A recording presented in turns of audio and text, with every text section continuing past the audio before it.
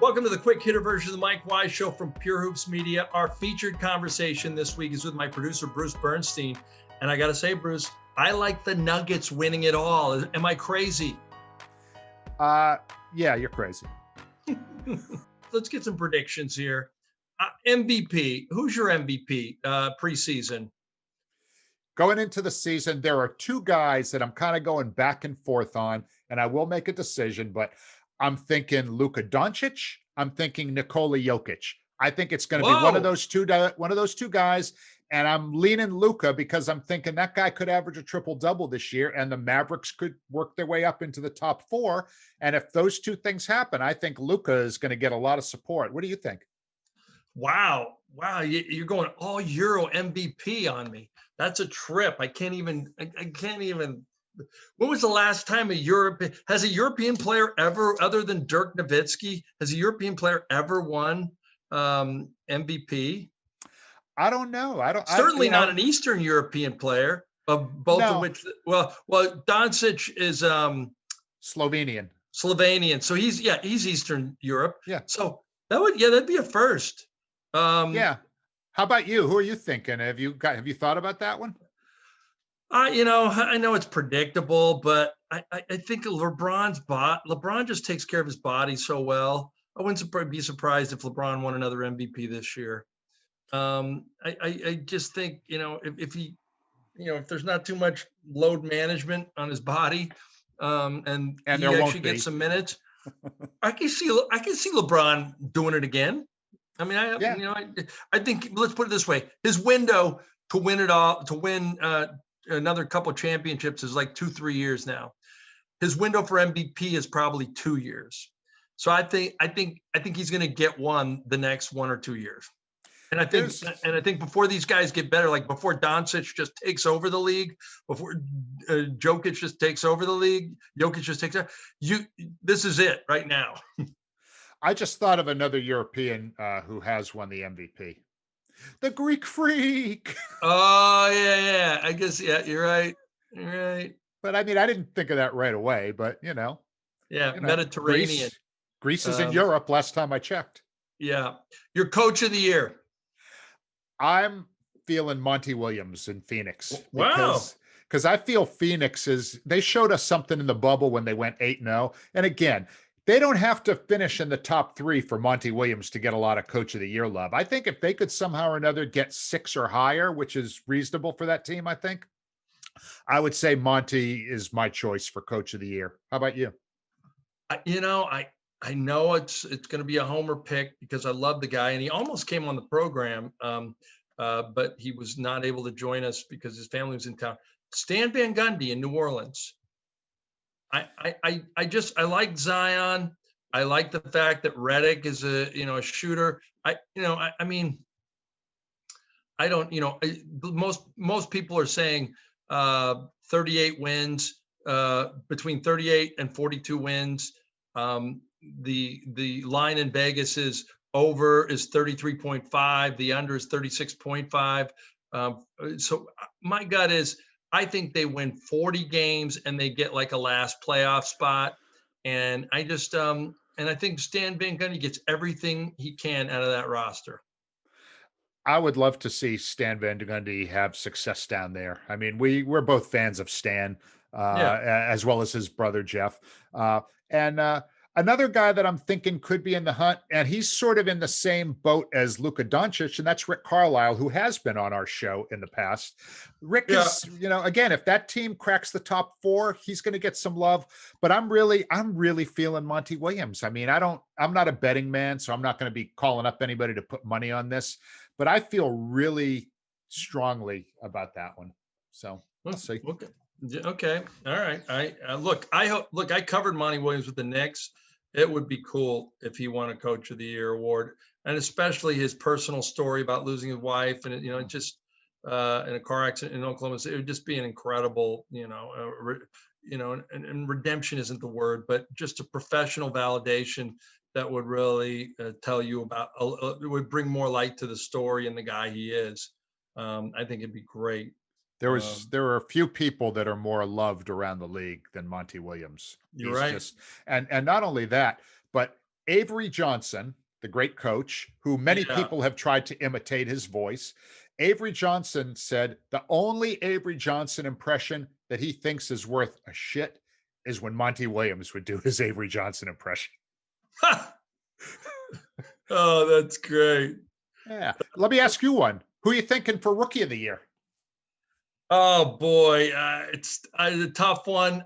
I still like the kid from Golden State, James Wiseman. Big kid. He's got the reach. He's got all the tools, and he's got a great coach and a great team and a great bunch of teammates.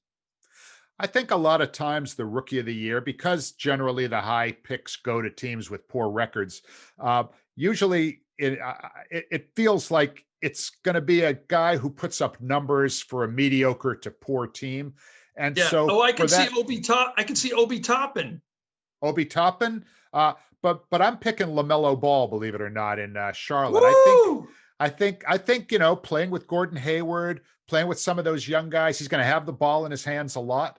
So, that's a little bit of a long shot because I don't expect Charlotte to. I mean, they might make the playoffs. They won't Yeah. be any higher than number 8, but I could see LaMelo being a pretty good highlight guy, and perhaps that can influence some of the people that are voting.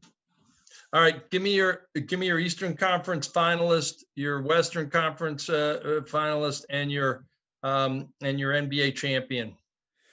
Well, I picked the Lakers last year, and I picked them coming out of the West again. Although I think the improvements that they've made, I think they've lost some guys, but they still have Davis, they still have LeBron. They added Dennis Schroeder, who's a very dynamic offensive player, and they added Montrezl Harrell, who was the sixth man of the year. They got him from Golden State. They lose Rondo and Danny Green and a couple other guys, but I see LA out of the West. I am going to go with Milwaukee coming out of the East, and I think Lakers again, and that's who I see winning it again. I see them taking the lead over my beloved Celtics in career championships. What about yourself? I was going to take a crazy one in the Clippers, but I think they have some work to do and some chemistry stuff to work out, especially with the new coach and everything that's going on there. I'm going to go with the Denver Nuggets. They win the West. They upset the Lakers in the finals this year. And in the East, I'm going to take your Boston Celtics. Wow. I like I don't know what it is. I just think with a full season under the belt, I think they'll be prepared. And they were right there in the series last year against the Heat. They threw away a couple games they should have had. And bottom line is, I think they've learned their lesson. I think they're all grown up. And shoot, Marcus Smart's both of our favorite players. I'm going to say the Lakers and the Nuggets, and I'm going to take Jokic and Jamal Murray winning it all. Wow. So I think Boston may be being a little bit undersold. The Tristan Thompson thing is a good acquisition for them. Yeah. And they have that $28.5 million trade exception that they're kind of sitting on. So I definitely see them making some kind of a mid-season trade to get, probably, either a wing or somebody, maybe a great outside shooter. So I could see them doing well. But now I want to throw a little wrinkle at you. What is your number one compelling storyline that you're looking forward to this year? It could be an individual player. It could be a team. It could be a thing. It could be the pandemic. It could be anything. I'll tell you mine, but I want to hear yours first. I've been thinking about this a lot, and I can't. I think the shocker will be that I don't believe fans will really come back until the playoffs. I don't think like arenas will be full until the playoffs. And I think it's going to take people, it's going to cause them some ratings difficulties. But Adam Silver's smart as a whip, and he's not going to do anything before it's time. And I think, it's not a compelling story. It just means the pandemic's going to go on a little longer in the NBA than some people thought. If I had to place it on an individual, I like Steph Curry just lighting up the league this year and reminding people that he was a two-time MVP and that even without Klay Thompson, he's an unbelievably special player on so many levels, not just the shooting and the offensive wizardry, but he's a great leader now. And so I'm going to say the rebirth of Steph Curry. Like I said, I don't think they get to the finals of the Western Conference. I think they get to the semifinals, but I think you see Stephen Curry go down in 6 or 7 games, and I think that's how great he is. My compelling storyline for this season is LeBron James's drive for 5. If he gets to number 5, that puts him equal with Magic Johnson. It puts him equal with Kobe Bryant, 2 other Laker greats. And as GD Buss told us a few months ago when she was on, it will guarantee the construction of the LeBron James statue outside of Staples Center, which That's right. which she said would happen. But I think he needs 2 to get the statue. I don't think one's going to do it. So if he gets to number 5, that to me will be very exciting. And you and I have both agreed in the past that we both feel he's the greatest all-around player we've ever seen. And we've seen a lot of them over our time. Yeah. But to me, that is like LeBron getting number 5 is something I can totally get behind.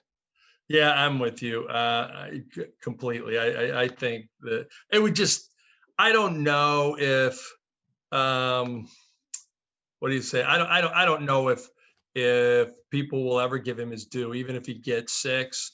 But I always say, when you go to the longevity, when you go to everything else, I don't see how you can.